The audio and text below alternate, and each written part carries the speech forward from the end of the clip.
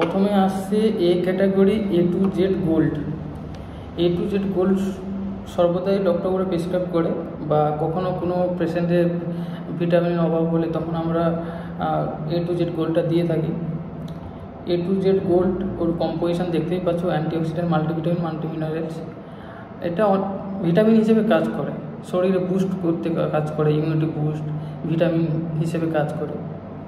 ওর পরে আসে same A to Z plus, NS plus. ওটাও একই কম্পোজিশন, হালকা একটু আলাদা আছে, কিন্তু মাল্টিভিটামিন, মাল্টিমিনারেলস আর সব রকম আছে। এও ব্যবহার হয়, একই কাজেই ব্যবহার হয়। এরপরে আসছে এবি ফ্লো এন।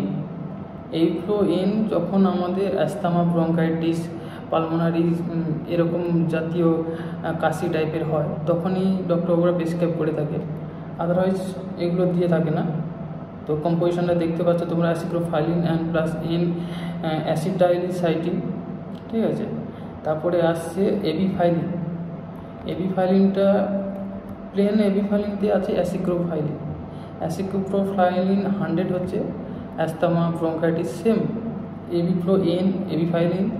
বা এর নেক্সট আসছে এরপরে এবিফাইলিন SR 200, SR 200, অ্যাসিক্লোফাইলিন 200। কাজই একই, ঠিক আছে। এরপর আসছে অ্যাবিল 40। অ্যাবিল 40 যেটা হচ্ছে অ্যাজিলস্টাটান মেডক্সমিল 40, যেটা আমাদের হাইপার টেনশন হিসেবে কাজ করে।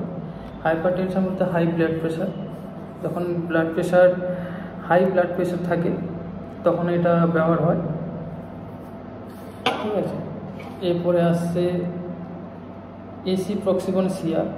এসিপ্রক্সিবন সিআর যেটাতে দুটো রকম মেডিসিন অ্যাড আছে, যেমন অ্যাসিক্লোফেনাক 200, এক হচ্ছে পেন কিলার, প্লাস তার সঙ্গে আছে র্যাবিপ্রাজল 20।